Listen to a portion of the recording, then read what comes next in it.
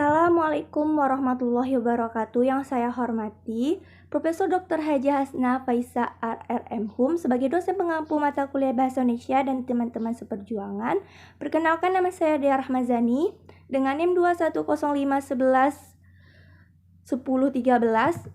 Saya dari kelompok penyaji akan membawakan materi yang kedua, yaitu tentang model teks akademik.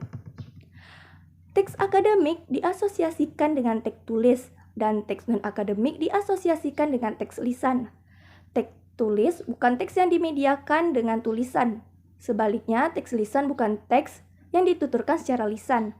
Sebuah teks biasanya mengandung ciri-ciri lisan dan ciri-ciri tulis sekaligus.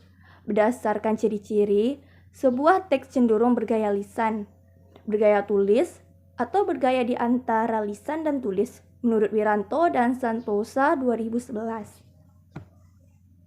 Pada teks akademik, pemilihan nomina atau bukan verba untuk menggambarkan proses bukanlah suatu kebetulan, melainkan suatu tuntutan.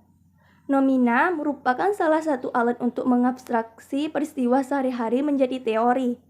Selain untuk mengabstraksi konsep, perubahan dari verba menjadi nomina itu digunakan untuk memadatkan informasi dan menggeneralisasi peristiwa subjektif menjadi objektif. Nominalisasi tidak hanya diperoleh dari verba, tetapi juga dari kelas kata yang lain. Seperti yang pertama, sederhana dalam struktur kalimat.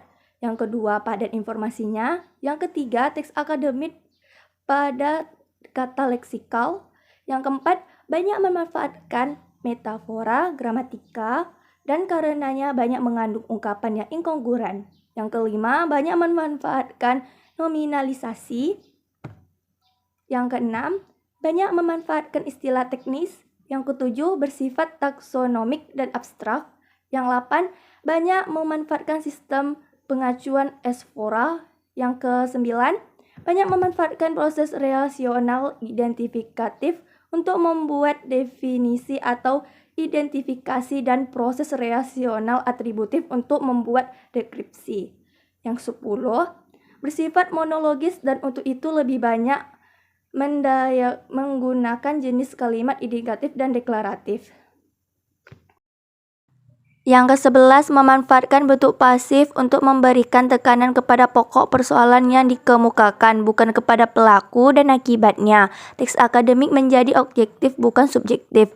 Yang ke-12, seharusnya tidak mengandung kalimat minor. Yang ke-13, seharusnya tidak mengandung kalimat tak gramatikal. Yang ke-14, biasanya mengambil genre faktual seperti deskripsi, prosedur, eksplanasi, eksposisi, dan diskusi, bukan penceritaan fiktif. Baiklah, sekian yang dapat saya sampaikan.